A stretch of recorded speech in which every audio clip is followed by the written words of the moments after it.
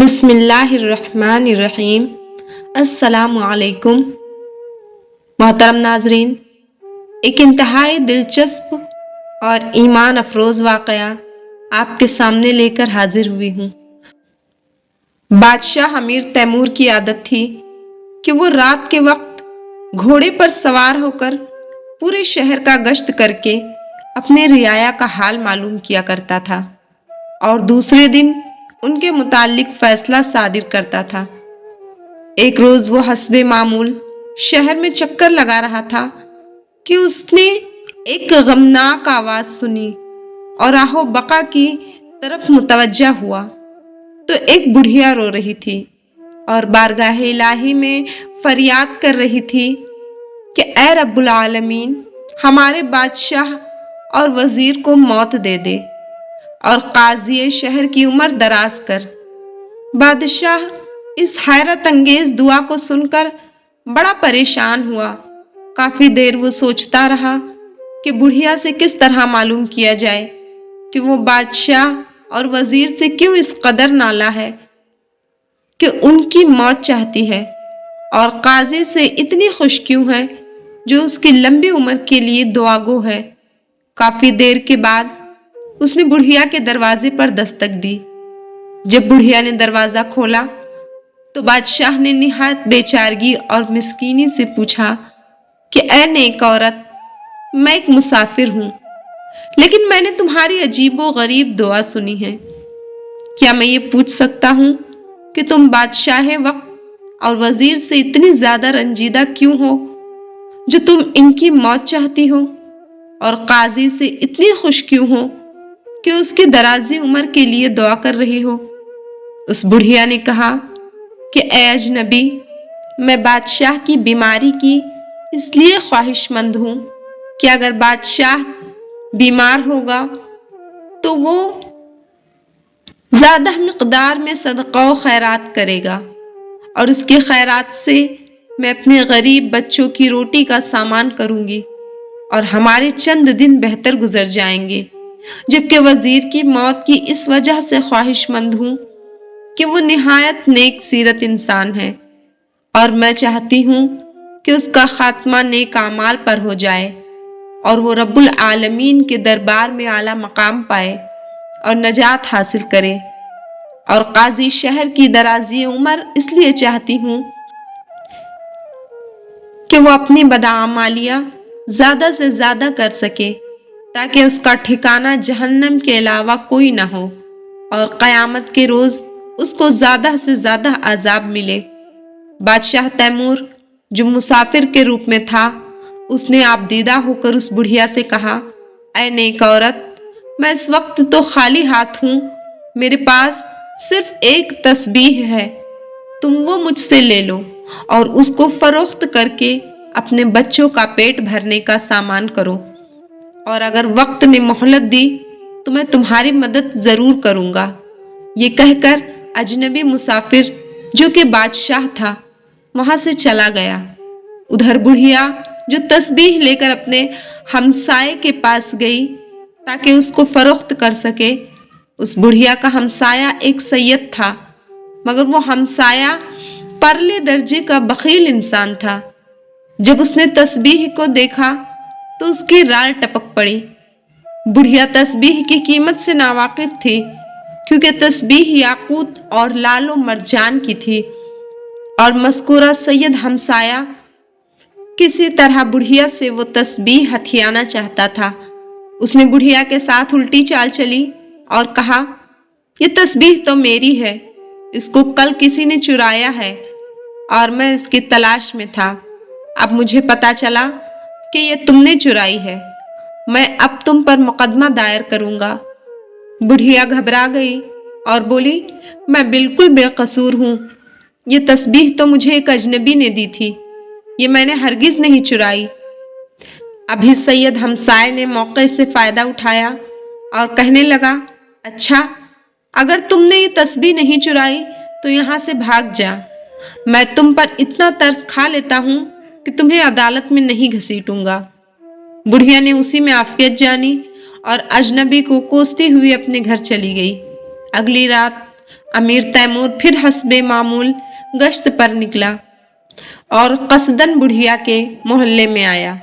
उसने बुढ़िया के घर से फिर वही दुआ सुनी जिसमें बादशाह की बीमारी, वजीर की मौत और काजी वक्त की दराजी उम्र का जिक्र था। बादशाह ने बुढ़िया के घर का दरवाजा खटखटाया। बुढ़िया उसको देखते ही उस पर बरस पड़ी और उसके मुंह में जो आया कहती चली गई। जब उसका गुस्सा कुछ कम हुआ तो बादशाह ने उससे असल वाकया सुनाने को कहा। बुढ़िया ने अपने सैयद पड़ोसी का सारा किस्सा सुना दिया। बादशाह को बहुत गुस्सा आया। उसने बुढ़िया को बताया कि मैं कोई अजनबी नहीं बल्कि बादशाह वक्त हूँ और मैंने तुम्हारी ज़रूरत पूरी करने की गर्ज से अपनी कीमती तस्बीह तुम्हें दी ताकि तुम अपने बच्चों का पेट भरने का सामान मुहैया कर सको, मगर तुम्हारे साथ तुम्हारे पड़ोसी ने बड़ी ज्यादती की है। इसकी सजा उसको ज़रूर मिलेगी। अगले रोज़ बादशाह ने बुढ़िया और उसके बखील सैयद पड़ोसी को अपने दरबार में तलब किया।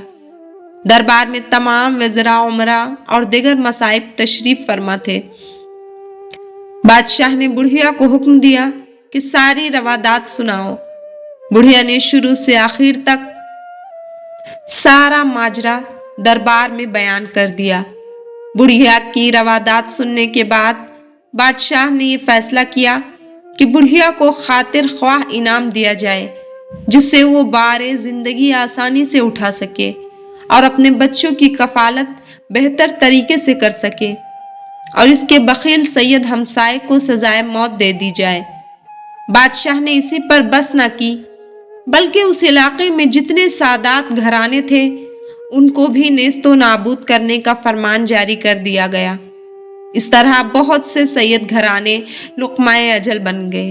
उन्हीं सैयद घरानों में एक शख्स सैयद अमीर अली हमदानी भी थे। आपके मुरीदों की तादाद बेशुमार थी। बादशाह को पता था कि अमीर अली हमदानी पर हाथ डालना इतना आसान नहीं है।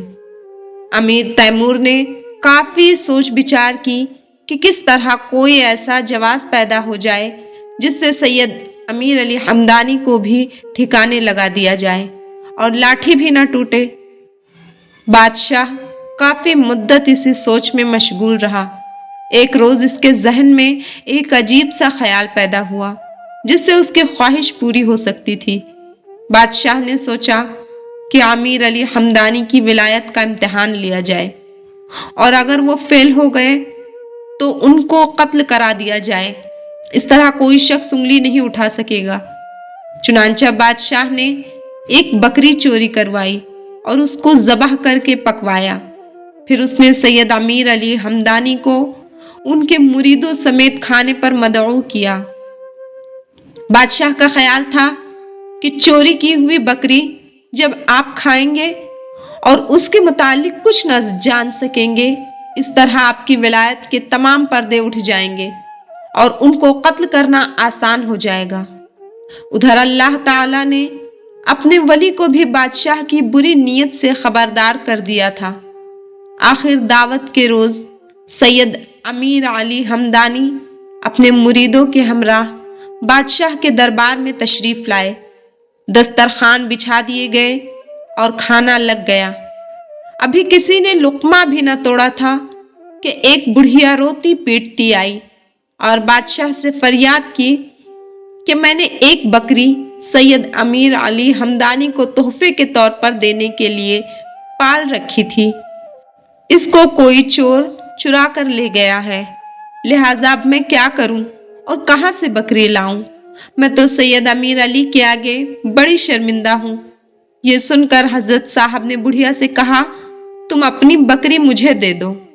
तुम जबान से बकरी मुझे दे दोगी तो बकरी मुझ तक पहुंच जाएगी।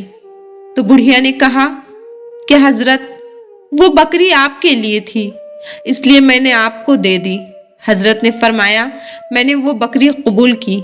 इसके बाद आपने खाना तनावल करना शुरू किया।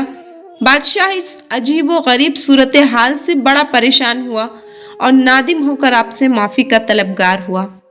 सैयद अमीर अली हमदानी ने उसे ज्यादती करने पर माफ़ कर दिया। वो आपकी रूहानियत से मुतासिर होकर آپ کے ماننے والوں میں شامل ہو گیا۔ محترم ناظرین، یقیناً آپ کو یہ ویڈیو پسند آئی ہوگی، لہٰذا ویڈیو کو لائک کر دیں، چینل کو سبسکرائب کر دیں اور بیل آئیکن کو دبا دیں تاکہ میری آنے والی ہر ویڈیو کی نوٹیفیکیشن آپ لوگوں تک بآسانی پہنچ سکے۔